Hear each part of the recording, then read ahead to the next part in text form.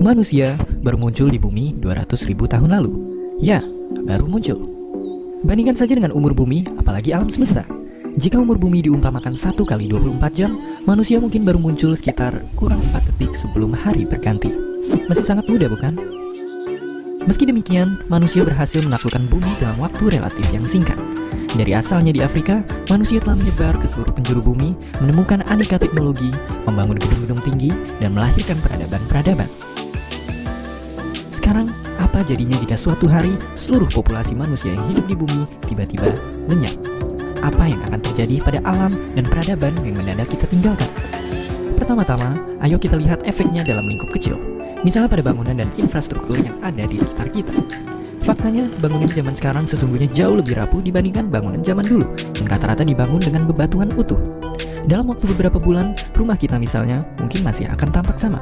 Namun tanpa penggunaan dan perawatan yang rutin, rumah kita akan mulai hancur bukan karena bencana alam, monster jahat, atau siapa tahu serangan alien dari luar angkasa, tapi justru karena unsur paling penting bagi kehidupan di bumi, yaitu air. 71% permukaan bumi kita diliputi air. Dalam wujud gas, air membuat udara menjadi lembab. Karena udara yang lembab, pelan-pelan kayu akan lapuk, besi akan menjadi berkarat, kemudian tembok mulai dihinggapi aneka organisme perintis, seperti jamur dan lumut. Aneka tumbuhan liar juga akan menumbuhi retakan-retakan hingga suatu hari akar-akar mereka akhirnya meruntuhkan struktur bangunan. Dalam bentuk cair, air hujan biasanya dialirkan melalui kanal dan selokan supaya tidak membanjiri kota. Namun tanpa perawatan manusia, saluran air lama-lama akan berhenti berfungsi. Padahal kebanyakan kota zaman sekarang tidak punya cukup pohon sebagai penyerap air. Dalam beberapa tahun, kota-kota akan digenangi air yang akan jadi sumber kehidupan banyak tanaman dan hewan di kemudian hari.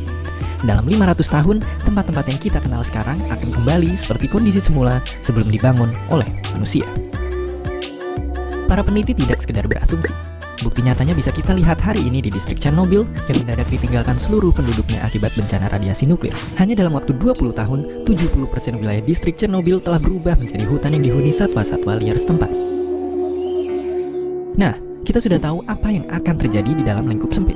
Sekarang, ayo kita berpindah ke lingkup yang lebih luas.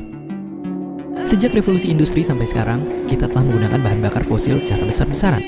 Dari bahan yang sama, kita juga menciptakan plastik. Namun tanpa disadari, kita telah merusak siklus karbon yang telah bertahan jutaan tahun dengan meningkatkan kadar karbon di atmosfer.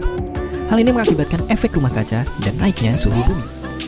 Namun saat manusia lenyap, tidak akan ada lagi yang menggunakan bahan bakar fosil. Dalam waktu 3 bulan, polusi udara akan mulai menghilang.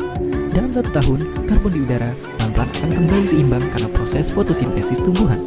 Setelah 200 tahun, lautan dan tumbuh-tumbuhan akan menghilangkan kelebihan karbon di udara secara menyeluruh. Manusia setidaknya butuh 200.000 tahun untuk membangun peradaban seperti sekarang.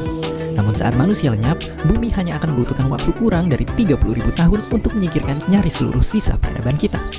Mungkin kecuali plastik, yang masih akan meracuni bumi hingga sekitar 100.000 tahun lagi.